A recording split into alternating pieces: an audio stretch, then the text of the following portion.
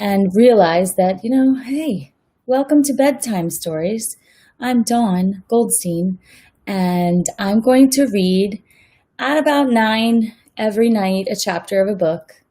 And I started with Freak the Mighty last night, so you can go and check it out. It's on my page, and I'm streaming live right now in 3 places. So I'm on Facebook Live, I'm on Twitch, and I'm on Instagram. And so welcome to my live. This is Bedtime Stories with Dawn. Hello, friends. How are you? I know that one of my favorite things in the world to do is read, but more importantly, I loved when my girls were little and I used to read to them. So that's what I'm doing in this little bedtime stories series is I'm reading books and till I don't feel like reading books anymore, which will be like on the 5th of Never. So Rodman Philbrook, and I butchered everybody's name last night, and I apologize. As Junie B. Jones says, from the bottom of my butt. That's exactly what came in my brain. From the bottom of my heart. My brain is in children's lit right now. Pardon me for being honest. Hello, welcome. Hi, it's Dawn. Hi, friends.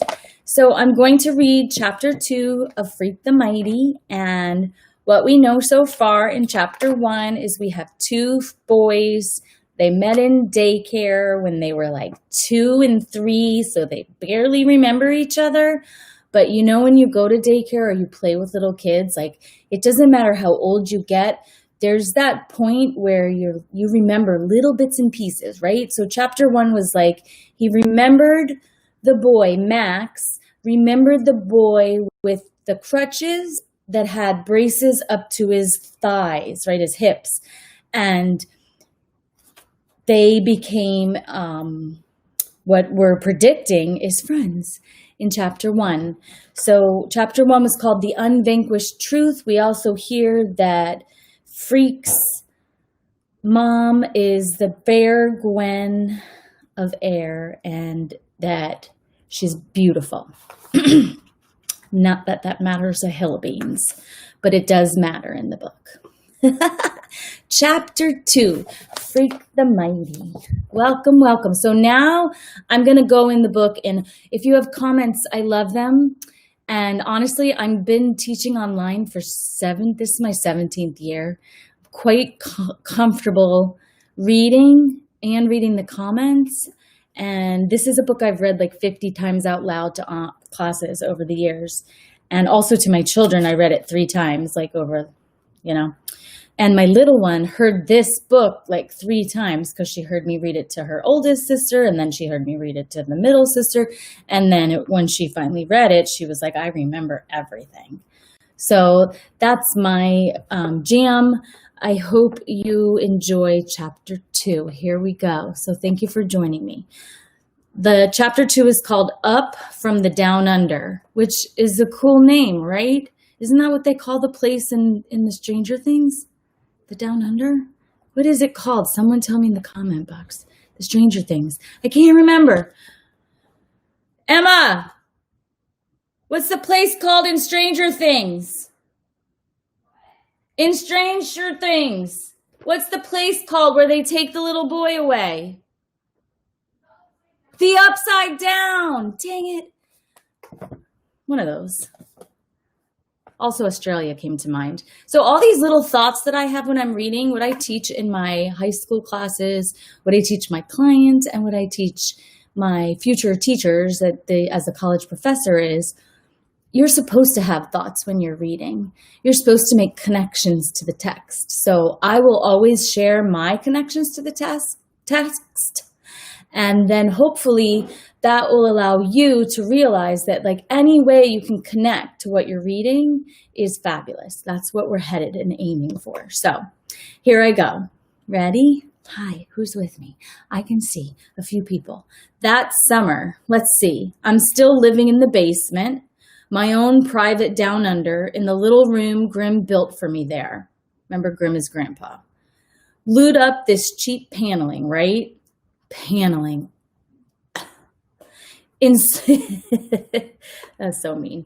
It sort of buckles away from the concrete cellar walls, a regular ripple effect. But do I complain about the crummy paneling or the rug that smells like low tide?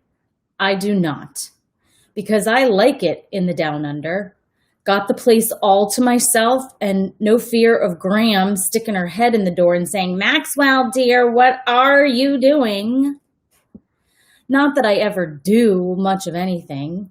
Grim has it fixed in his head. I'm at a dangerous age and they need to keep me under observation. Like I make bombs or start a fire or whack out the local pets with my trusty slingshot or whatever. Except I never had a slingshot. It was Grim who had one when he was my age. The proof is right there in the family photo.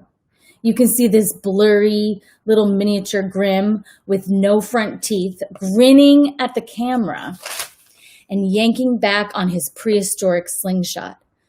Good for whacking mastodons, probably. Really not nice to Grandpa, is he?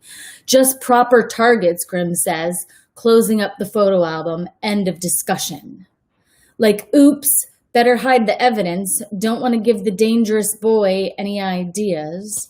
And isn't that always funny when, like, you catch a grown-up not being the grown-up and the kid calls you out on it? That's exactly what happened right there.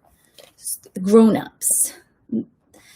Now that I have any ideas, my brain is vacant, okay?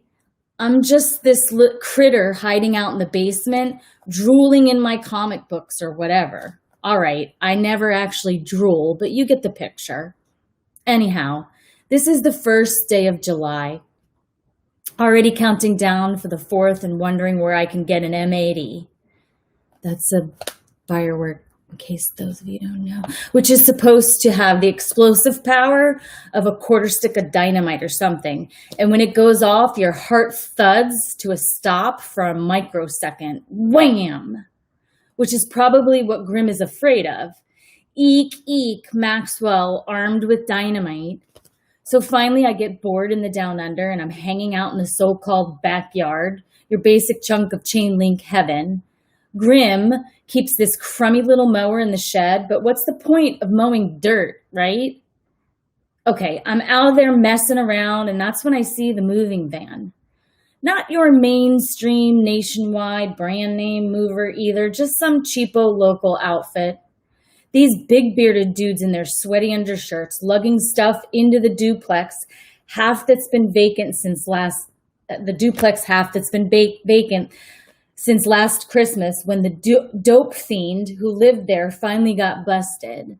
So here's a point if I were in class where I'd say, can anyone picture this neighborhood where duplex means two places side by side and dope is drugs? And do they live in a nicer part of the town? Like, does anyone, like, and sometimes I'm teaching in a school that kind of resembles this, so I have to be careful what I say. But this is social media. I don't know who I'm talking to. I'll just try to be polite. How's that? Hi, Miss Jelly. Okay. If you were reading with me, my automatic teacher brain right now is like top of page 7, but none of you have a book but me. At first, I'm thinking the dope fiend is back. He's out of jail or whatever, and he's moving his stuff back in. Then I see the fair Gwen. Not that I knew her name. That was a little while later. At first, she's a glimpse. Caught her going between the van and the front door talking to the Beards. I think, hey, I know her. And then I'm thinking, no way, butthead, no way you know a female that beautiful. Because she looks like some kind of movie star, wearing these old jeans and a baggy t-shirt, and her long hair is tied back, and she's probably sweating, but she still looks like a movie star. Like she has this glow, a secret spotlight that follows her around and makes her eyes light up. And I'm thinking, well, this improves the old neighborhood. And you're thinking, yeah, right. The goon is barely out of 7th grade. Who does he think he is? And I will tell you, I've been teaching since I was 23 years old, high school. And there were boys who asked me out all the time. And I just turned it like, as if, ew. No Mary Kay Letourneau for me. Is that who that is? Is that the right one? Or no, I think that's the snippy lady. I'm sorry, I digress. I do that in class too sometimes. The kids think it's funny. Whatevs. I'm sitting here talking to myself basically because I don't see any comments. Make comments. I know how to read and do the comment box all at the same time. And I won't yell at you like most teachers do, like chatting in the chat box. That's been going around this week. A lot of teachers like telling people to be quiet in the chat box. And I'm like, hello, isn't it called a chat box? Isn't that the name of the place? Okay. And I'm thinking, well, this improves the old neighborhood. I already read that whole part. Hold on. All right, there I am. All I'm saying, the fair Gwen had star quality, and even a total moron can see it. And the reason she looked familiar is I must have seen her bringing Freak to daycare way back in the dark ages. Because the next thing I notice, it's the cripple-up, yellow-haired midget kid strutting around the sidewalk, giving orders to the beards. Hey, he's going, hey, you doofus.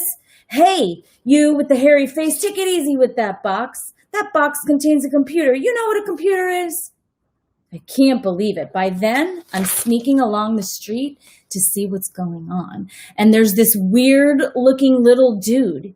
He's got a normal-sized head, but the rest of him is shorter than a yardstick and kind of twisted in a way that means he can't stand up straight and makes his chest puffed out, and he's waving his crutches around and yelling up at the movers. Hey, Gwen, one of the beards says, can't you give this kid a pill or something? He's driving us nuts. So Gwen comes out of the house and pushes the chair out of her big brown eyes and pushes the chair. Ooh, that's a substitution that you got to check it. If that was a kid reading out that, I'd say, slow down, sweetheart. That changes the whole meaning of the sentence when you make a mistake like that. I just turned into Alexis from Schitt's Creek. Did you see it? I felt it. I felt her. Where the heck am I? Go, Gwen. Comes out. She pushes her hair out of, not a chair. She doesn't push her chair. That wouldn't make sense. And so and that's a good teacher moment to stop and say, hey, it's okay to make mistakes. We just fix them. Expected, respected, inspected, corrected. All mistakes. Eric. Long story. Short story. Very easy. Okay. By this time, so she's flicking her hair and her big brown eyes, and she goes, Kevin, go play in the backyard, okay? But my computer. Your computer is fine. Leave the men alone. They'll be done soon, and then we can have lunch. By this time, I'm hunkering along in front of the place, trying to maintain a casual attitude. Except, like I said, my feet are going wild that year, and I keep tripping over everything. Cracks in the sidewalk, ants on the sidewalk, shadows, anything. Then the strange little dude jerks himself around and he catches the sight of me and he lifts the crutch and points it up at my heart and he goes, identify yourself, earthling. I'm busy keeping my feet from tripping and don't get it that he means me. I said, identify yourself, earthling, or suffer the consequences. I'm like, what? And before I can decide whether or not to tell him my name or which name, by now I recognize him as the weird little robot kid from daycare, and maybe he remembers me as Kicker. Anyhow, before I can say a word, he pulls the trigger on that crutch and makes a weapon noise, and he goes, then die, earthling, die. I motor out of there without saying a word because I'm pretty sure he really means it. The way he points that crutch is only part of it. You have to see the look in his eye. Man, that little dude really hates me. He wants me to die. End of chapter 2. Tomorrow night, we will be reading American Flyer, which I hope you just like the Red Wagon. I hope the Red Wagon came to mind. Just drop that little hint. And that's it. See, so it's like 15 minutes. It's pajamas. I braid my hair at night before I go to bed. So I get these like beachy waves. And then I'm going to read. And my shirt, do you like my shirt? proud ally. So that was chapter 2, Freak the Mighty. I'm going to do chapter 3 tomorrow, and I'm going to read at 9-ish every night, 3 different places. Thank you for joining me, friends. And by the way, if you have any requests, like your favorite books that you would like me to read or anything that you want me to read, I'm literally surrounded by preschool through college books. Every book you can think of. I got Jan Brett. I got Eric Carle. I got everything here. Seuss. And if you got a favorite, let me know. So good night. And I hope you sleep tight. And now, and then over here, and now. Good night. Sleep tight.